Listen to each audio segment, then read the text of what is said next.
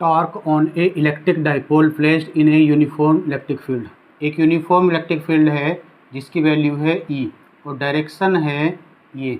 इसमें एक डाइपोल रखा है AB जो कि -Q और +Q चार्ज से कंसिस्ट है और इसकी जो लेंथ है वो है D। तो इस इलेक्ट्रिक फील्ड के द्वारा इस पॉइंट पर जो चार्ज रखा है इस पर एक फोर्स लगेगा इलेक्ट्रिक फील्ड की डायरेक्शन में F = EQ और ये नेगेटिव चार्ज पर यानी पॉइंट A पर एक फोर्स लगेगा F जो कि E की अपोजिट डायरेक्शन में होगा, ये माइनस चार्ज होने की वजह से। तो ये जो फोर्स है ये और ये फोर्स एक दूसरे के इक्वल हैं और अपोजिट हैं, तो पेयर ऑफ फोर्स का काम करेंगे और इस डाइपोल पर एक टॉर्क क्रिएट करेंगे जो कि होगा, जो वैल्यू होगी टॉर्क की वो किसी एक फोर्स की वैल्यू और इन दोनों फोर्स के बीच की जो परपेंडिकुलर डिस्टेंस है BC के मल्टीपल के इक्वल होगी।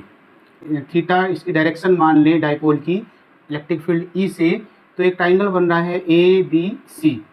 यहाँ से BC जो है परपेंडिकुलर डिस्टेंस है दोनों फोर्स के बीच की, तो ट्राइंगल BAC से हम BC की कैलकुलेशन कर लेंगे। BC इक्वल्स आ जाएगा AB sin थीटा और AB को हम D मान के चल रहे हैं तो D sin theta.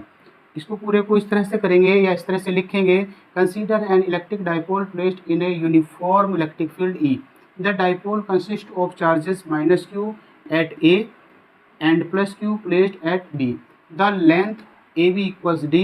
Suppose the axis the dipole AB makes an angle theta with the electric field. Electric field से ये थीटा कोण बनाता है।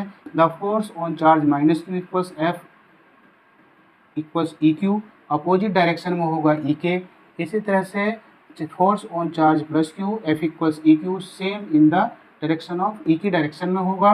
Now the torque acting on the dipole is tau equals force into perpendicular distance between two forces. ये perpendicular distance forces है BC यहाँ calculate कर चुके हैं। तो इक्वल्स आ जाएगा EQ इंटू BC वैल्यू रखेंगे तो इक्वल्स आ जाएगा PE sin थीटा, या इसको लिख सकते हैं vector tau equals vector P cross vector E।